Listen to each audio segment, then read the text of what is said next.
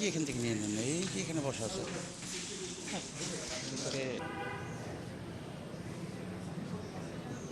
আসলে এটা আমার জীবনের প্রথম ভোট। ৩৫ বছর পর রাকসু হচ্ছে। তো আমাদের ভেতরে আমেজ কাজ করছে। একটা বহুত দিন ধরে ক্যাম্পাসে একটা উৎসবমুখর পরিবেশ, খুবই ভালো লাগছে। এবং জেনজিরা সবাই বেলা পর্যন্ত ঘুমায় এমন না, কেউ কেউ সকালে ওঠে। তো আমরা যারা সকালে উঠি তারা সকাল সকাল চলে আসছি ভোট দিতে। তো আশা করি রাকসু সফল হবে। যে আসুক আসলে সবার হয়ে কাজ করবে এরকম কাউকে চাচ্ছি।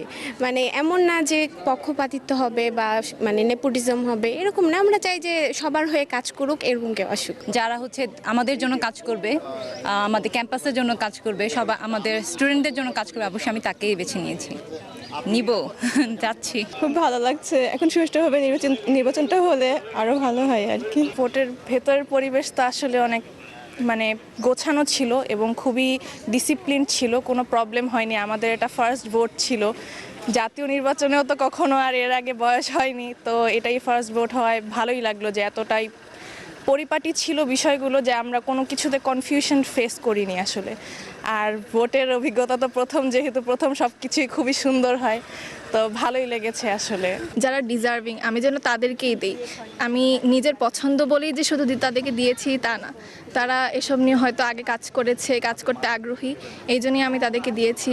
এবং ভোট গ্রহণ খুবই, আমরা প্রথমেই এসেছি, একদম প্রথমেই দিয়েছি। আমরা দেখেছি সব কিছু একদম সুষ্ঠু ছিল, সুন্দর ছিল, এই জন্য আমাদের খুবই ভালো লেগেছে। আজকে এটা আমার জীবনের প্রথম ভোট ছিল। আমি সকালে চাঁপাইনবাবগঞ্জ থেকে চলে আসছি ট্রেনে ভোট দেওয়ার জন্যই। তো অভিজ্ঞতা অসাধারণ ছিল। আমি সকাল থেকে সবাই সুশৃঙ্খলভাবে ভোট লাইনে দাঁড়ালাম এবং সবাই সুশৃঙ্খলভাবে ভোট দিচ্ছি, এটা অসাধারণ বলার মতো। আর কালির বিষয়টা একটা প্রবলেম আছে, যে আমি ভোট দিয়ে আসলাম, আমার কালি হাতে এখন কোনো চিহ্ন নাই। বাট এইটা আমি অত বড় প্রবলেম হিসাবেও বিবেচনা করি না, কারণ ভেতরে আইডেন্টিফিকেশনটা খুব স্বচ্ছভাবেই হচ্ছে, প্রত্যেকের আইডি কার্ডটা যাচাই করা হচ্ছে। সো এই দিক থেকে আমার কাছে মনে হয় না এটা খুব বড় একটা ইস্যু হতে পারে। আলহামদুলিল্লাহ সব কিছুই ঠিকঠাক হয়েছে, ভোট স্বচ্ছভাবে দিয়েছি। আমি আমার পছন্দের প্রার্থীদের ভোট দিয়েছি।